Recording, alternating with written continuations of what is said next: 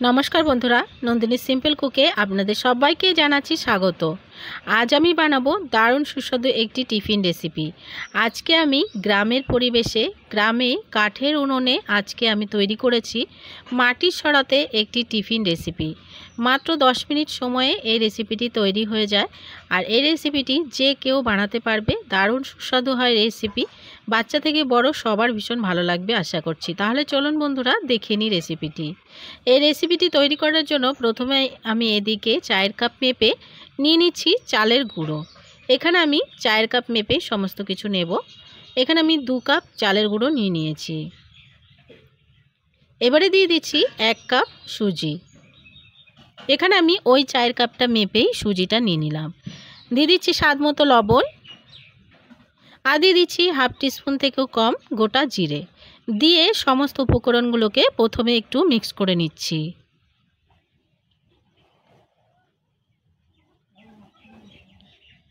সমস্ত উপকরণগুলোকে খুব ভালো করে মিক্স করে নিলাম প্রথমে। এবারে দিয়ে দিতে হবে পরিমাণ মতো জল।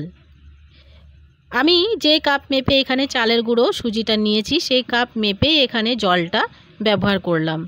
প্রথমে আমি 1 কাপ জল দিয়েছি, আরও 1 কাপ জল অ্যাড করে দিলাম। এবারে খুব ভালো করে প্রথমে একটু মিক্স করে নিতে হবে। যেহেতু চালের গুঁড়ো দেওয়া রয়েছে সমস্ত কিছুই ড্রাই ইনগ্রিডিয়েন্টস, সেই কারণে জলটা খুব তাড়াতাড়ি অ্যাবজর্ব হয়ে গেছে। দেখতে পাচ্ছ কতটা ঘনত্ব আর শুকনো শুকনো হয়ে গেছে, সে কারণে আরও কিছুটা জল এখানে অ্যাড করতে হবে। তো আমি আরও 1 কাপ জল এখানে দিয়ে দিলাম। মোট এখানে 3 কাপ জল আমার লেগেছে। আমি সমস্ত জলটা দিয়ে আবারও খুব ভালো করে মিক্স করে নিচ্ছি, কোনো রকম যেন দলা বেঁধে না যায় সেদিকে একটু খেয়াল রাখতে হবে। ব্যাটারটা সেমই থাকবে, তোমরা চাইলে এই রেসিপিটি ননস্টিক যে কুকারগুলো হয় সেগুলোতেও তৈরি করে নিতে পারো। আপ্পে মেকারগুলো যে হয় ননস্টিকে সেগুলোতেও এই রেসিপিটি ইজিভাবে তৈরি হয়ে যাবে। 5 মিনিট মতো ঢাকা দিয়ে রেখে দিয়েছিলাম। ব্যাটারের ঘনত্বটা দেখতেই পাচ্ছ, এর থেকে বেশি পাতলা বা ঘন করা যাবে না, এতটুকুই রাখতে হবে। এবারে আরও কিছু ইনগ্রিডিয়েন্টস এখানে এক এক করে মিক্স করে দিচ্ছি। দিয়ে দিচ্ছি একদমই ছোট করে কেটে রাখা কারি পাতা। তোমাদের কাছে যদি ধনেপাতা থাকে তাহলে এখানে ধনেপাতাও দিতে পারো। দিয়ে দিচ্ছি 2 থেকে 3টে লঙ্কা কুচি। ঝালটা তোমরা তোমাদের স্বাদ অনুযায়ী দেবে।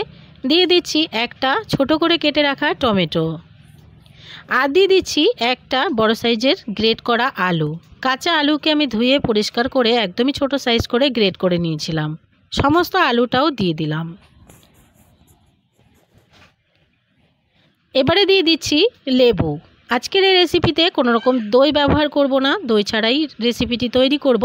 তার জন্য এখানে লেবু ব্যবহার করছি। লেবু দিলে রেসিপিটি চটপটা হবে, খেতেও ভালো লাগবে। এখানে একটা বড় সাইজের লেবুকে আমি সমস্ত চিপে নিয়ে নিচ্ছি। এবারে খুব ভালো করে আবারও সমস্ত কিছু একটু মিক্স করে নিতে হবে।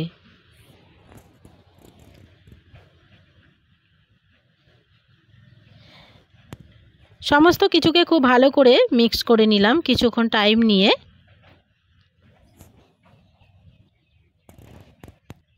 মিক্স করে নেওয়ার পরে আবারও 5 মিনিটের জন্য একটু ঢাকা দিয়ে রেখে দিচ্ছি। একটু রেস্টে রেখে দিতে হবে। 5 মিনিট পরে আবারও ফিরে এলাম। ব্যাটারটা সম্পূর্ণ ফুলে গেছে আর সুজি যে দেওয়া ছিল সুজিগুলো খুব ভালোভাবে সফট হয়ে গেছে। ব্যাটারের ঘনত্বটা দেখতে পাচ্ছ। আর কোনো রকম এখানে আমি জল ব্যবহার করিনি। এবারে দিয়ে দিচ্ছি হাফ টিস্পুন চিনি। চিনিটা দিলে টেস্টটা একটু বাড়বে। দিয়ে দিচ্ছি হাফ টিস্পুন থেকেও কম বেকিং সোডা। বেকিং সোডাটা দিলে আমাদের রেসিপিটি সম্পূর্ণ ফুলবে আর ভেতরে একদমই ফ্লফি হবে, ভীষণ স্পঞ্জি হবে। দিয়ে দিচ্ছি 1 টিস্পুন রান্নার সাদা তেল। দিয়ে আবারও সমস্ত কিছুকে খুব ভালো করে মিক্স করে নিচ্ছি। কিছুক্ষণ টাইম নিয়ে একটু ফেটিয়ে নিচ্ছি। ব্যাটারটা তৈরি করতেই যতটা টাইম লাগে, এছাড়া যখন রেসিপিটি তৈরি করবে বানাবে তখন কিন্তু একদমই সময় লাগে না। 5 মিনিট ধরে সময় নিলেই রেসিপিগুলো চটপট তৈরি হয়ে যাবে। এবার আমি এদিকে একটা মাটির উনুনে দিয়ে দিলাম, একটি মাটির সরা বসিয়ে দিয়েছি। মাটির সরাতেই আজকে রেসিপিটি আমি তৈরি করব। আমি এই সম্পূর্ণ বাটিগুলোতে অয়েল ব্রাশ করে নিয়েছি। এবারে এক এক করে সবগুলো বাটিতেই ব্যাটার দিয়ে দেব। এখানে একটা চামচের সাহায্যে আমি অল্প অল্প করে ব্যাটারটা দিয়ে দিচ্ছি। এখানে প্রচণ্ড পরিমাণে কালকে রাত থেকে রেমাল ঝড় যে এসছে, সেটা পশ্চিমবঙ্গের রেমাল ঝড়ের তাণ্ডবে ভীষণভাবে আমরা ক্ষতিগ্রস্ত। আর আজকে এখানে একদমই 2 দিন ধরে কারেন্টের কোনো লাতাপাতা নেই, কারেন্ট অফ রয়েছে। আর সম্পূর্ণ চার্জ দেওয়া যাচ্ছে না ফোনে, ভীষণভাবে আমরা বিপদে পড়ে আছি। এর মধ্যে তো রেসিপিগুলো দিতে হবে বন্ধুরা, তোমাদেরকে আমি অনুরোধ করছি আমার পাশে থাকার জন্য। রেসিপি আবারও আসবে, একটু রেসিপি দিতে আমার অসুবিধা হচ্ছে যেহেতু ফোনে চার্জ থাকছে না আর ঠিক মতো নেট কানেকশানও পাচ্ছি না, সেই কারণে। এবারে আমি তুলে নিচ্ছি। তো দেখো বন্ধুরা কত ইজিভাবে উঠে এসছে, খুব বেশি টাইম লাগেনি, 5 মিনিটের মধ্যেই কিন্তু উপরটা ড্রাই হয়ে গেলেই বুঝে যাবে যে রেসিপিটা একদমই পারফেক্টভাবে তৈরি হয়ে গেছে। এবারে আমি এক এক করে সবগুলোকে তুলে নিচ্ছি। প্রথমে যে 5টা আমি দিয়েছিলাম 5-6টা, সেগুলো দেখো খুব ভালোভাবে উঠে এসছে আর খুব সুন্দরভাবে তৈরিও হয়ে গেছে। আমি তোমাদেরকে একবার দেখিয়ে দিচ্ছি। আর পেছনটাতে দেখতে পাচ্ছ একটু পোড়া পোড়া লাগছে, কিন্তু এটা পোড়া নয়, এটা দারুণ ক্রিস্পি হয়, খেতে দুর্দান্ত টেস্ট লাগে। মাটির সরাতে যদি এই রেসিপি তৈরি করো তো এরকমই হবে, আর ননস্টিক প্যানে অন্যরকম হয়। এইবারে আরও কয়েকটা আমি দিয়ে দিচ্ছি, আরও কয়েকটা ঠিক সেমভাবেই প্রথমে অয়েল ব্রাশ করে নিয়ে আবারও দিয়ে দিচ্ছি কয়েকটা। চামচের সাহায্যে সমস্ত বাটিগুলোকে প্রথমে ভরে নিচ্ছি।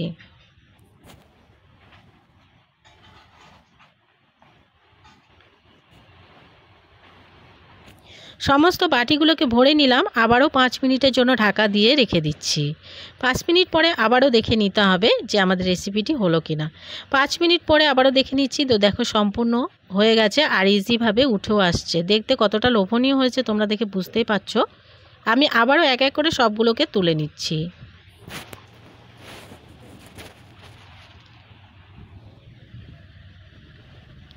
সবগুলোকে তুলে নিলাম। তো দেখো বন্ধুরা আমি নামিয়ে নিয়েছি, সম্পূর্ণ রেসিপি আমার তৈরি হয়ে গেছে, নামিয়ে সার্ভ করে দিলাম।